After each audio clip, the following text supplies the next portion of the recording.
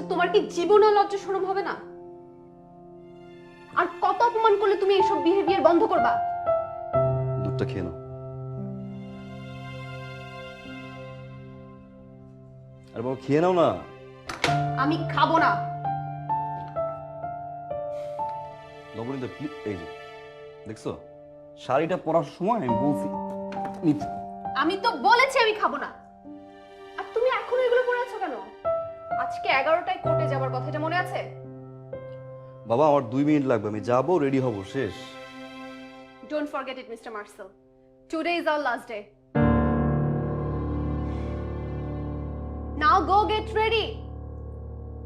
তুমি না খেলে আমি রেডি হব না।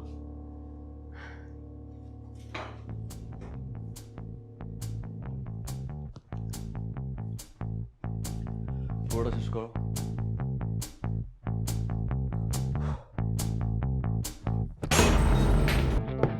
Order order.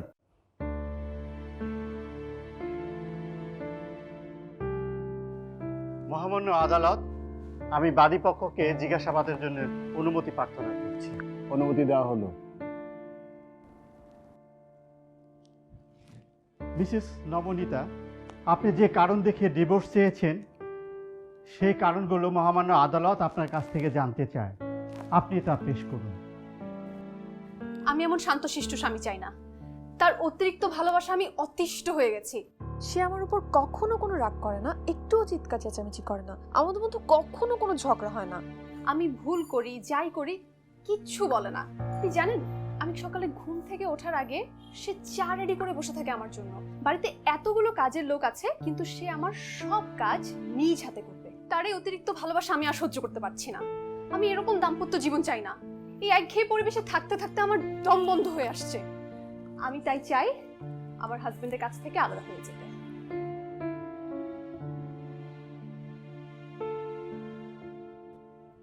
আপনি আপনার স্বামীর কাছে কি ধরনের আচরণ আশা করেন? আমি তর্ক করতে চাই, ঝগড়া করতে চাই, ঝগড়াঝাটি হবে, মারামারি হবে, দরকার হলে সে আমার গায়ে হাত তুলবে, তারপর আমি রাগ করব, কথা বলবো না, সে সরি বলবে, কিন্তু আমার রাগ ভাঙবে না। দুজন একই সাথে থাকবো রাতে, কিন্তু দুজন দুদিকে ফিরে থাকবো।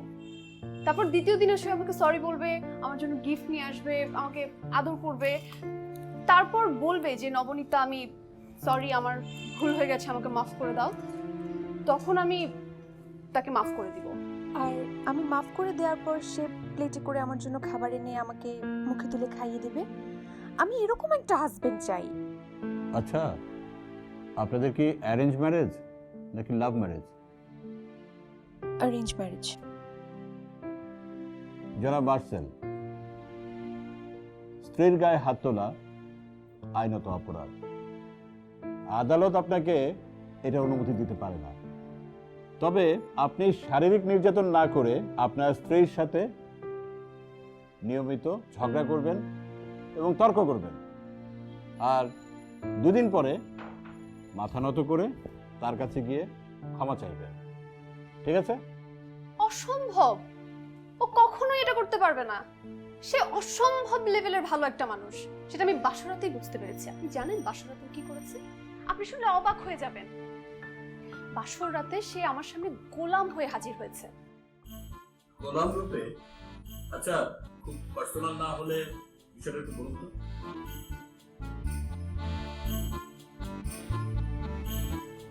আমাদের নতুন বিয়ে হয়েছে, নতুন বউ কি করে? সাজুগুজু করে বসে থাকে।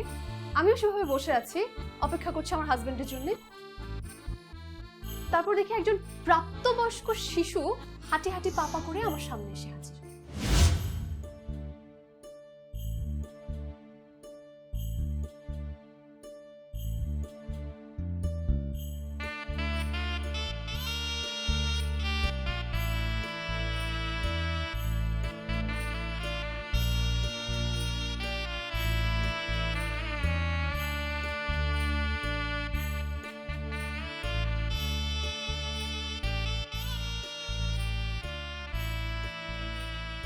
আসসালামু আলাইকুম।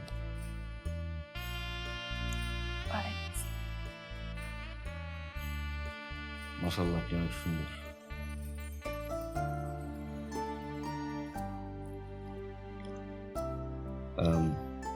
আপনি কোনো কিছু নিয়ে কখনো টেনশন করবেন না। যত ধরনের খরচ আপনি আপনার মনের মতো করে করবেন, আমার কোনো না নেই। আপনার ঘরের হোক ঘরের বাইরের হোক সব কাজ কিন্তু আমিই করব, আপনি কোনো সময় টেনশন করবেন না। যদিও বাসায় কাজের মানুষ আছে অনেক, কিন্তু আপনার যত্ন আমারই করতে হবে। তো আপনার সব কাজ আমি করে দিই। ছি ছি, আপনি কেন আমার কাজ করবেন? আপনি তো আমার স্বামী, আমারই তো কাজ আপনাকে সাহায্য করা। তা অবশ্য ঠিক, কিন্তু আমি যে একটু উল্টোটা হোক, মানে আপনার সব ধরনের কাজ আমি করি, কারণ আপনাকে তো আমার চেয়ে বেশি কেউ যত্ন করতে পারবে না, তাই না? একটা রিকোয়েস্ট আমার আছে, আপনি যদি অনুমতি দেন তাহলে আমি বলতে পারি।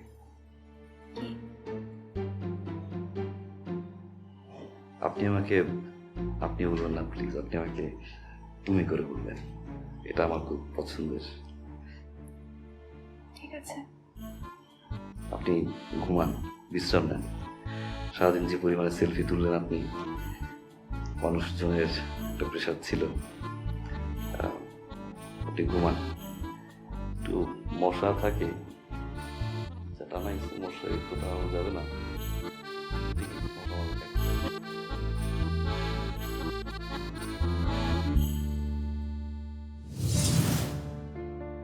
আপনি বলেন, এরকম গোলাম কিসিমের স্বামী কোনো বউ আশা করে? একটা বাসর রাত নিয়ে একটা মেয়ের কত স্বপ্ন থাকে, একটা মেয়ে আশা করে তার স্বামী হবে বীর পুরুষের মতো। বাসর রাতে যখন ঢুকবে মনে হবে রয়্যাল বেঙ্গল টাইগারের পার্সোনালিটি, দুই চোখ দেখে মনে হবে দাউ দাউ করে জ্বলছে, সবকিছু পুরো ছারখার হয়ে যাবে। অথচ আমার ভাগ্যে একটা নেহায়েত প্রাপ্তবয়স্ক শিশু। থামুন থামুন নবনীতা, প্লিজ, আপনি অস্থির হবেন না। আমার আরো কিছু বলার আছে। আপনার আরো বলার আছে? একদিন রাতে আমার শরীরটা একটু খারাপ লাগছিল, হালকা জ্বর জ্বর লাগছিল, একটু গলা ব্যথা আর কাশিও ছিল। আমি ওকে বলেছি আমার জন্য একটু পানি গরম করে আনতে। সে যে পানি গরম করতে গেছে, তারপর এসে দেখে আমি ঘুমিয়ে গেছি। মানে আমাকে তো ঘুম থেকে ডাকবে, ডেকে পানিটা দিবে। সে আমাকে ঘুম থেকে ডাকে নাই কেন? আমার ঘুম ভেঙে গেলে তার কষ্ট লাগবে। আমি ঘুম থেকে জেগে দেখি সে পানির গ্লাস হাতে নিয়ে আমার পাশে বসে আছে। এই হচ্ছে সেই লোক। পানি গরম করে নিয়ে আসছে ভালো, কিন্তু আমার ঘুম ভেঙে যাবে বলে যে ডাকা যাবে না, এটা অতিরিক্ত ভালো। এই অতিরিক্ত ভালোটাই আমার পছন্দ না। নবনীতা, আপনি অনেক ভাগ্যবতী। আপনার স্বামী একজন ভদ্র এবং নম্র মানুষ, আপনার উচিত তাকে সম্মান করা।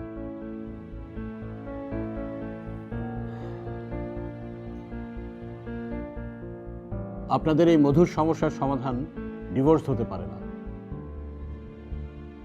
নবনীতা, আপনি যে অভিযোগ এনেছেন আদালত সেটা আমলে নিবে না। আদালত এই মর্মে আদেশ প্রদান করছে, মিস্টার মার্সেল এবং নবনীতা, আপনাদের দুজনকে একই ছাদের নিচে বসবাস করতে